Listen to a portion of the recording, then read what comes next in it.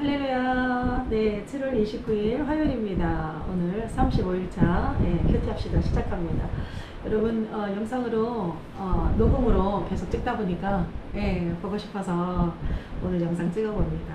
오늘 7월 29일 화요일 박해 받는 나라 오늘 에리트레아 올라가더라고요. 에리트레아 박해 순위 6위입니다. 저도요 에리트레아 맨 처음에 알았을 때 생소했거든요. 소말리아 그 근처 동쪽 케냐 케냐 소말리아 이쪽 동부 쪽에 있는 아프리카 동부 쪽에 있는 나라입니다. 이곳이 정말 예수 믿기 이것도 참 척박한 곳입니다. 그런데 이곳에서 정말 교회 장로가 되어서 바울이라는 이름을 가진 교회 장로님이 교회 장로가 되어서 어린이와 청소년 사역을 이끌고 있다고 합니다. 정말 이 신자들을 은혜로 무장시켜 달라는 그래서 하나님의 사명을 잘 감당하도록 완수할 수 있도록 기도 요청 올라왔습니다. 에리트레아 여러분 생소한 나라 이름이겠지만 오늘 하루 축복해 주십시오. 기대해 주세요. 정보해 주십시오. 오늘 에스겔서 9장입니다. 9장 1절에서 11절 말씀 제가 읽어보겠습니다. 또 그가 큰 소리로 내 귀에 외쳐 이르시되 이 성읍을 관할하는 자들이 각기 죽이는 무기를 손에 들고 나오게 하라 하시더라. 내가 보니 6사람이 북향한 있는 길로부터 오는데 각 사람의 손에 죽이는 무기를 잡았고 그 중에 한 사람은 가는 배 옷을 입고 허리에 서기관의 먹그릇을 찼더라. 그들이 들어와서 놋 제단 곁에 섰더라. 그룹에 머물러 있던 이스라엘 하나님의 영광이 성전 문지방에 이르더니 여호와께서 그 가는 배 옷을 입고 서기관의 먹그릇을 찬 사람을 불러서 여호와께서 이르시되 너는 예루살렘 성읍 중에 순행하여 그 가운데서 행하는 모든 가증한 일로 말미암아 탄식하며 오는 자의 이마에 표를 그리라 하시고 그들에 대하여 내 귀에 이르도록 이르시되 너희는 그를 따라 성읍 중에 다니며 불쌍히 여기지 말고 긍휼을 베풀지 말고 쳐서 늙은 자와 젊은 자와 처녀와 어린이와 여자를 다 죽이되 이마에 표 있는 자에게는 가까이 하지 말고 내 성소에서 시작할지어다 하시매 그들이 성전 앞에 있는 늙은 자부터 시작하더라. 그가 또 그들에게 이르시되 너희는 성전을 더럽혀 시체로 모든 뜰을 채워라. 너희는 나가라 하시매 그들이 나가서 성읍 중에서 치더라. 8절입니다. 그들이 칠 때 내가 홀로 있었는지라 엎드려 부르짖어 이르되 주 여호와여 예루살렘을 향하여 분노를 쏟으시오니 이스라엘의 남은 자를 모두 멸하라 하시나이까. 그가 내게 이르시되 이스라엘과 유다 족속의 죄악이 심히 중하여 그 땅에 피가 가득하며 그 성읍에 불법이 찼으니 이는 그들이 이르기를 여호와께서 이 땅을 버리셨으며 여호와께서 보지 아니하신다 하니라. 그러므로 내가 그들을 불쌍히 여기지 아니하며 긍휼을 베풀지 아니하고 그들의 행위대로 그들의 머리에 갚으리라 하시더라. 보라 가는 배의 옷을 입고 허리에 먹그릇을 찬 사람이 복명하여 이르되 주께서 내게 명령하신 대로 내가 준행하였나이다 하더라. 아멘. 오늘 에스겔서 9장 1절에서 11절 말씀 철저한 심판으로 죄에 대해서 정말 책임을 물으시겠다는 하나님의 선언으로 시작됩니다. 그런데 이 심판이 어디서부터 시작되냐? 성소에서부터 시작된다는 거. 성소에서 시작된 심판입니다. 간단히 줄거리 한번 잡아볼게요. 어제 말씀에 이어서 우리 주님이 에스겔에 대해 계속 심판에 대한 철저한 심판에 대해서 계속 말씀하신데요. 이 심판이 시작되면 어떠한 자비와 긍휼도 어떠한 호소도 소용이 없다는 걸 보여주십니다. 그런데 오늘 맨 처음에 이래요. 큰 소리가 내 귀에 외쳐 이르시되 이 성읍을 관할하는 자들에게 이 성읍을 관할하는 자들에게 각기 죽이는 무기를 손에 들게 나오게 한다. 그래서 6명은 이렇게 죽이는 무기를 손에 잡고요. 한 명은 가는 배 옷을 입고 가는 배 옷은요 대부분 하나님의 사자가 입는 옷, 이렇게 뭐 다니엘서에도 요한계시록에도 나와 있는 하나님의 사자가 입는 옷 하면 가는 배 옷, 그리고 제사장이 입는 옷도 의미를 한다고 합니다. 그런데 가늠배 옷을 입고 허리에 서기관의 먹그릇이 찼더라 이러거든요. 그 사람에게는 뭐라고 하냐면 너가 그 사람의 놋제단, 재물 이렇게 제사 드리는 제단 옆에 섰어요. 어떤 제사로도 이제 안 통한다는 거죠. 그리고 그 사람에게 말합니다. 너는 이스라엘 성읍을 쭉 다니면서 4절에 지금 이 가증한 일로 인해서 탄식하며 오는 자에, 탄식과 오는 건 뭐냐면 회개하고 후회하는, 이렇게 성읍이 무너지고 포로로 잡혀가고 이제 우리 조금 몇 명 남았는데 이 지금 현 상황을 보면서 후회하고 지난 날을 후회하고 회개하는 그들에게 그들의 이마에 표를 그리라 이겁니다. 지금 뭐냐면 두 그룹으로 나눈다는 거예요. 정말 회개하고 늦었지만 그래도 지금 철저하게 회개하고 울며 탄식하는 자에게는 이마에 표를 그리고 나머지는 6명이 죽이는 무기를 갖고 나가라는 거죠. 그러면서 다치라는 거죠. 보면 예. 그런데 어디서부터 지냐면요. 누구부터 지냐면 남녀노소입니다. 나이 먹었다고 봐주잖아요. 어리다고 봐주지 않아요. 정말 심판이 어떻게 임하는지에 대해서 나옵니다.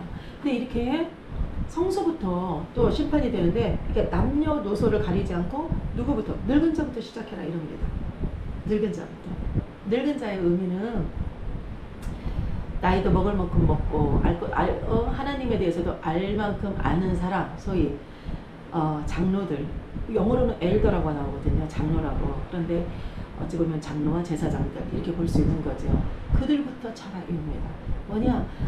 먼저 우리가 심판받기에 우리의 책임이 막중하다는 거예요. 하나님의 음성을 듣고 하나님 앞에 예배를 드리고 하나님 앞에 제사를 올리는 제사장, 하나님 앞에 음성을 듣고 하나님 앞에 그 하나님의 말씀을 대언해주는 예언자들, 이렇게 교회의 지도자들, 장로들, 너희들부터가 잘못됐다. 너희들부터 심판할 것이다. 정말 영적으로 사회적으로 지도자들을, 리더들을 먼저 부르신다는 거. 그리고 어떻게 하냐?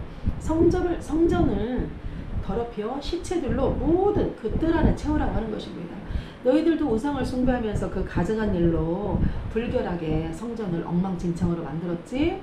너희들의 끝말도 너희들이 그렇게 엉망진창으로 만들었으니 나도 너희들에게 그렇게 보여주마. 절대 긍휼을 베풀지 않고 절대 용서하지 않을 것이다. 이런 것이죠.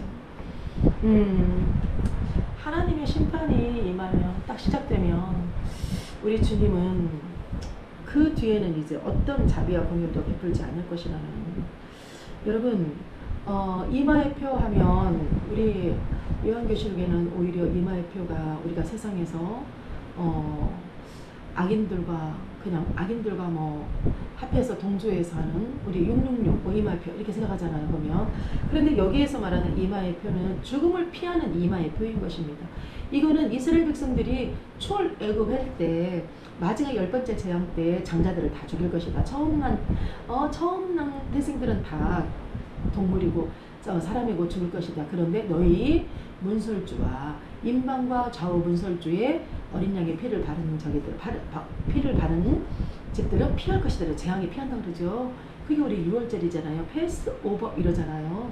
그리고 우리 가데스 바네아에서 12명의 정탐꾼을 보냈을 때 2명, 12명의 정탐꾼을 보냈을 때 정탐꾼을 보낸 자들을 도와줬던 게 누구예요? 라합이죠. 그랬을 때 라합에게 빨간색 밧줄을 매달아 놔라. 그러면 재앙이 피할 것이다 이러죠. 이 지금 창문에 걸어놨던 그 붉은 줄, 그리고 출애굽했던 그들이 임방과 문설주에 발랐던 붉은 피, 그것과 동일한 이 이마의 표는 재앙을 피하는 이마의 표라고 볼 수 있습니다. 이마의 표는 이마의 표는 자신만을 죽음에서 구할 수 있다는 것입니다. 내 이마. 내가 이마에 했다고 해서 남편도 구해줘? 아니야. 나 자신만 구할 수 있다는 거. 하나님의 구원은 이렇게 온전한 의인이 되었을 때 이루어지는 것이 아니라, 하나님의 구원은 우리가 그냥 죄에 탄식하고 울기 시작할 때, 그렇게 울며 탄식하고 우리가 후회하고 또 회개할 때 회개하는 자들에게 주어진다는 거. 죄를 범하지 않아서가 아니라 똑같이 죄를 범하였어도 내가 주님 앞에 탄식하고 회개할 때 이루어진다는 거, 이것이 하나님의 은혜 아닙니까? 죽음을 피하고 구원을 얻는 길은 진정한 회개밖에, 또한 회개에서 시작된다는 거 우리 기억해야 될 것입니다. 그런데요, 그들이 그렇게 회개하고 후회했다고 해서 죽음은 면하지만 이 어려운 상황을 안 보는 건 아니에요. 그들이 다 멸망하고 포로로 잡혀가지 않는 건 아니에요. 바로 무엇이냐? 믿음이란 것은 내가 모든 어려움을 극복하는 요새가 아니라, 어려움을 극복하는 안전지대망이 아니라, 믿음은 바로 어려움을 극복하는 힘이라는 거죠. 예, 믿음이 있다고 해서 안 죽고 안 아프고 안전한, 요새는 어디예요? 절대 침범당하지 않은 곳이란 말이에요. 우리 예루살렘 성전은 우리가 요새라고 하죠. 시온산의 요새라고, 시온산의 요새라고 하지 않습니까? 그런데 믿음이란 거는 내가 아프지 않고 질병도 안 당하고 괴롭지 않고, 그게 아니라 정말 내가 하나님을 믿는데 왜 나한테 이런 시련이 있어? 우린 누구나 다 시련이 있어요. 예. 더불어 사는 사회잖아요. 그러죠? 그런데 믿음이란 건 뭐냐면 나에게 어려움이 안 닥치는 게 아니라 어려움을 극복할 수 있는 힘이라는 거. 여러분 이거 꼭 기억하십시오. 그랬을 때 성전이, 하나님이 요구하시는 성전이 무엇입니까? 지금의 성전은 우리잖아요. 우리가 거룩함을 상실하게 된다면 하나님의 심판은 거룩함을 상실한 그 자리에서 시작된다는 거. 그러나 내가 믿음으로 어려움을 잘 극복하는 그 믿음이 있다면 내가 잘못한 것은 잘못했다고 하나님 앞에 정말 제대로 구할 수 있다는 거. 여러분, 심판이 어디에서 임하냐? 정말 제가 오늘 제목을 성소부터 시작되는 심판이라고 잡아봤거든요. 하나님이 똑같은 심판을 해도 늙은 자부터 심판을 하라고 하잖아요. 그리고 심판을 어디서 내면, 심판한 그 죽은 시체들을 성전 뜰 안에 다 갖다 놔라고 하는 거. 성전 뜰 안에 갖다 놔라고 하는 거. 정말 에스겔서가 이렇게 먼저 하나님을 믿는 자들에게 먼저 이렇게 요구하는 건지를 제가 처음 알았습니다. 예, 저도 처음 알았습니다. 제가 오늘 새벽에 제가 겪은 얘기 잠깐 오늘 하고 마치려고 합니다. 남편이 일 때문에 새벽부터 월화가 가장 많이 힘들다고 했어요. 그래서 새벽부터 회사 공사 문제로 어제도 새벽에 5시 정도 나갔거든요. 그런데 제가 어제 이제 예배가 늦은 시간까지 있어가지고 집에 거의 12시 다 돼서 들어왔는데 끙끙 앓고 있는 거예요. 그래서 온몸에 파스 같은 거를 막 다 이렇게 발라주면서 문질러주면서 많이 주물러주다가 잤는데 갑자기 눈이 번쩍 깨는 거죠. 근데 그게 새벽 4시인 거예요. 새벽 4시. 그런데 잠이 홀라당겼어요. 잠이 홀라당겼는데 뭘 하냐? 남편을 계속 발다리, 어깨부터 온몸을 주물러주게 되는 거예요. 그런데 다른 때는 이랬거든요. 애 아빠랑 뭐가 좀 안 좋으면 내가 어떻게 했는데, 우리 엄마가 우리 아빠 평생 주물르고 살더니 누가 하라고도 안 했는데 내가 자진으로 가가지고 내가 그렇게 주물러줘 내가 어떻게 했는데, 내 의가 그렇게 나왔었어요. 예. 그런데 제가 오늘 이렇게 주무르면서 무슨 마음이 드냐면, 하나님이 주물러 주시는구나. 하나님이 이 애 아빠를 주물러 주시는구나. 내 손을 통해서 성령이 지금 하시는구나. 너 자랑할 거 하나도 없어. 이거 내가 하는 거야. 어머, 두 가지였습니다. 내 의를 그동안 내세웠던 것들이 회개가 됐고, 어떻게 지금 잔지 한 2시간밖에 안 됐는데 어떻게 그렇게 멀쩡하게 깨가지고 주물릴 수가 있어요. 하나도 안 졸리고 온몸이 막 제가 땀이 나는 거예요. 끈적끈적 할 정도로 몸을 주무르는데, 그런데 그 주무르면서 계속 제가 성령님께 계속 내가 음성을 잘못 들을 수도 있지만 계속 얘기를 하는데, 하나님이 애 아빠를 불쌍히 여기는구나. 그러면서 계속 너 자랑할 거 없어. 내가 하는 거야. 그러는 것 같은 거 있죠. 그러면서 그 이후에 잠이 들면서 제가 이랬습니다. 제가 이제 제 그 주일날 설교했던 거를 제가 계속 이렇게 모니터링 하면서 귀로 듣고 제가 주일날 설교하면 한 주간 동안 계속 저도 제가 제 설교를 듣거든요. 들으면서 잘못된 것들은 또한 또 저도 은혜를 받으면서 제가 그냥 뭐 제 수준이 그렇지 이러거든요. 그런데 제 설교를 들으면서 많은 것을 또 깨달으면서 이렇게 주무르다가 잠들 무렵에 제가 이렇게 기도했어요. 하나님, 내 아빠를 향한 하나님의 마음을 저에게 말씀으로 주세요. 그러면서 잠이 스르르 들었는데 6시 반이 돼서 딱 눈이 떠지는데 빈들의 마른 풀같이 시들은 나의 영혼, 이 찬양이 떠오르는 거 있죠. 이 찬양이 떠오르면서 에스겔서 하나님 이 말씀이 무엇입니까? 하고 찾아보는데 에스겔서 36 제가 적었어요. 에스겔서 34장이었습니다. 에스겔서 34장 26절이었습니다. 우리 애 아빠를 하나님이 너 빈들에 있는 마른 풀 같아 이러는구나. 빈들의 마른 풀같이 시들은 나의 영혼, 빈들에 있는 마른 풀 같다고 하는구나. 그러면서 에스겔서 34장 26절에 이렇게 있습니다. 내가 그들에게 복을 내리며 내 산 사면 모든 것도 복되게 하며 때를 따라 비를 내리되 복된 장마비를 내리리라. 아멘. 제가 이 말씀으로 우리 애기 아빠 기도해야겠구나. 이 말씀으로 내가 정말 이를 위한 중보기도자가 되어줘야겠구나. 우리 애 아빠는 부모님이 예수를 믿지 않아요. 애 아빠를 위해서 쌓인 기도가, 저희 친정어머니가 항상 그러셨습니다. 벼서방을 위해서 쌓인 기도가 많지 않으니 더 기도해야 된다.